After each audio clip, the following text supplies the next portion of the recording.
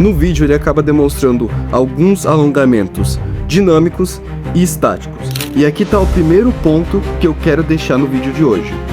Nunca, em hipótese nenhuma, faça aquecimento estático antes do treino de musculação. Mike Mentzer, um dos maiores fisiculturistas da história, conhecido como o principal rival de Arnold Schwarzenegger e por sua metodologia intensa de treinos, o tão famoso método Heavy Dutch. E no vídeo de hoje eu pretendo te resumir esse método e, claro, com aprimoramentos científicos para você botar em prática nos seus treinos. Então bora lá. Eu me chamo Luiz e esse é o canal onde eu falo sobre dieta, musculação e meio fitness e todo esse blá blá blá que tem nesse meio. Para você entender melhor a metodologia, eu resolvi primeiro te trazer a versão original e resumida, comentada por aprimoramentos científicos que temos atualmente. Então, primeiramente eu vou te trazer o método original resumidamente, e depois eu vou te dar comentários sobre como você pode melhorar baseado na ciência atual. Lembrando que eu estou me baseando nesse vídeo do canal Academia Heavy Dutch para fazer o resumo e os aprimoramentos. Assista esse vídeo até o final que você vai entender de cabo a rabo como funciona a metodologia Heavy Dutch e como aplicar da maneira mais eficiente possível nos tempos modernos. Mike Mentzer começa o vídeo dizendo que a gente deve organizar nosso treino primeiramente pelos músculos maiores até os menores, porque ele baseia na ideia de que quando a gente inicia qualquer treino, a gente tem mais energia. Se a gente tem mais energia, a gente pode dedicar aos músculos maiores. Até aí tá tudo certo, o Mike tirou de 10.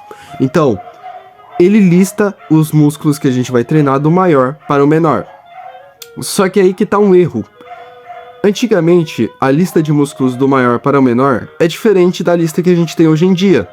Porque, depois de muitos estudos, foi se descobrindo quais músculos eram realmente maiores e menores. Então, no vídeo em si, o Mike cita os músculos na ordem decrescente, na seguinte ordem: pernas, panturrilhas, costas, peitoral, ombros, tríceps e por último bíceps como o menor músculo. O Mike também cita o abdômen, mas ele deixa esse músculo por último, não por conta do seu tamanho, mas porque ele fala que proporciona um efeito de relaxamento no final do treino. Então o Mike fala que deixa o abdominal por último, o que deixa a gente com a seguinte ordem. Só que vai ter algumas mudanças que a ciência vai trazer pra gente. Agora, voltando pro assunto ciência. Baseado na nova lista que a gente tem dos maiores músculos, a ordem certa seria perna, costas, peitoral, ombros, tríceps, bíceps e panturrilha. Se você notar, a panturrilha ficou bem longe. Então, essa seria a lista correta baseada em ciência do maior para o menor músculo, certo? Então a gente já organizou, o treino tem que ser do maior para o menor músculo. Essa parte está tudo correta. Vamos continuar. Após isso, no vídeo, Mike Mentzer cita o aquecimento. No vídeo, ele acaba demonstrando alguns alongamentos dinâmicos e estáticos. E aqui está o primeiro ponto que eu quero deixar no vídeo de hoje. Nunca, em hipótese nenhuma, faça aquecimento estático antes do treino de musculação. Nunca. Nunca mesmo. E por que nunca fazer um alongamento estático antes do treino? Bom, o alongamento estático diminui a sua potência muscular, a sua força muscular e o seu desempenho geral no treino. Só isso já seria um bom motivo. Mas o principal é o alto risco de lesão. Quando você faz um aquecimento com alongamentos estáticos, você está mais propenso a se lesionar. Então nunca faça alongamentos estáticos como aquecimento. Apenas alongamentos dinâmicos, certo? O aquecimento ideal é feito por meio de alongamentos dinâmicos ou no próprio exercício que você vai executar, com uma carga reduzida. Então, vamos supor que você vai fazer um supino. Você vai fazer o mesmo movimento com uma carga muito menor do que você já iria utilizar. Então, se você vai treinar, sei lá, com 200 quilos, você vai aquecer com uns 20 quilos. Só um exemplo. Só não faça alongamento estático, pelo amor de Deus, tá? Esse foi o único erro que o nosso Mike cometeu na sessão de aquecimento. Mas tirando o resto foi excelente e ainda deu a ênfase da importância do aquecimento no treino. Eu acho que todo mundo deveria saber o quão importante é. O aquecimento vai diminuir seu risco de lesão e aumentar seu desempenho nos exercícios, resumidamente, então faça um aquecimento bom. Após isso, no vídeo, o Mike cita a importância da amplitude de movimento. Ele defende que a gente deve ir da posição mais esticada do músculo para mais contraída. Ou seja, se você está fazendo um supino, da parte mais esticada, no final da fase excêntrica, até a fase mais contraída. Bum, quando você levanta o seu supino, certo? Só que o Mike defende uma pausa no ponto mais contraído do músculo. Ou seja, no exemplo do supino seria essa parte totalmente levantada. O que eu particularmente discordo, tá? Tem um cara que eu sigo no YouTube que se chama Dr. Mike, do canal Renaissance Periodization, acho que é assim que se fala. É esse canal aqui. Recomendo altamente se você fala inglês ou se você ativa as legendas, ok? Ele fez um vídeo sobre cadência de movimento. E ele explica como a fase excêntrica do movimento tem um poder hipertrófico muito superior à fase concêntrica. Então, eu acho que fazer uma pausa na parte mais contraída do músculo é apenas desperdício de energia. Se você quer fazer uma pausa, faz na parte inferior, totalmente esticada no músculo. Você vai ter um resultado muito superior a fazer na totalmente contraída. E outra coisa que o Mike cita é fazer o exercício de forma lenta. Isso eu também concordo com o moço Mike.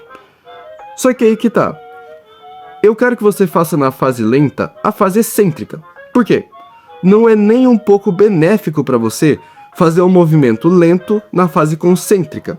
Eu já fiz um vídeo sobre cadência muscular aqui no canal, é esse vídeo daqui. Se você quiser ver, você veja, mas basicamente eu vou te dar um resumo.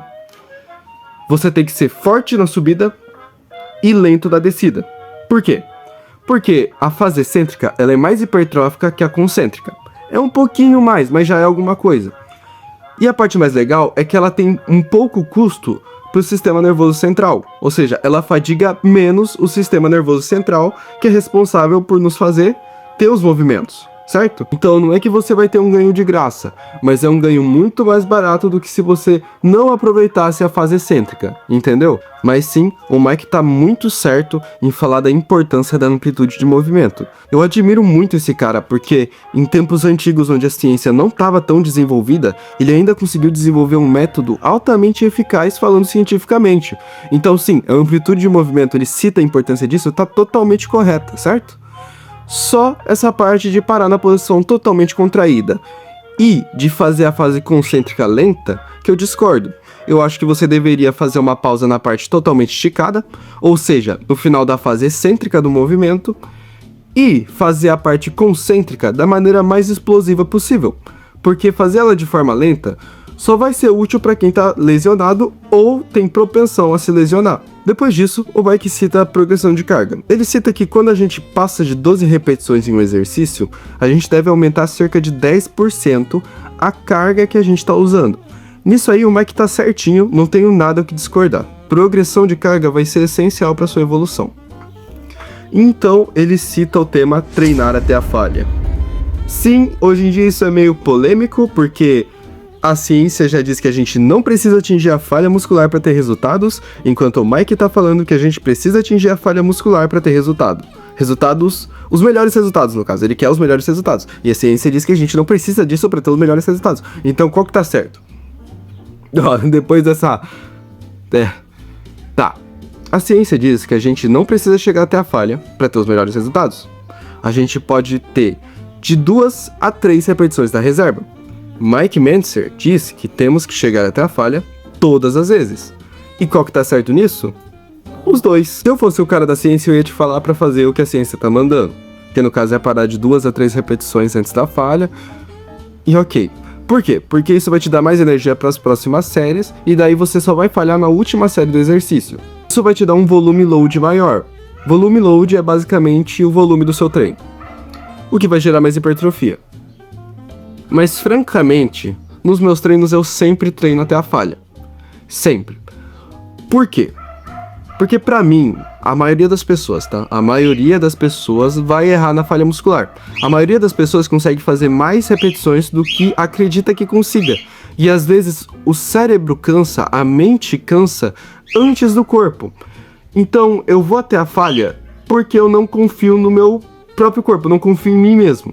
Então eu vou até a falha pra saber que eu dei o meu máximo ali e não ficar na dúvida.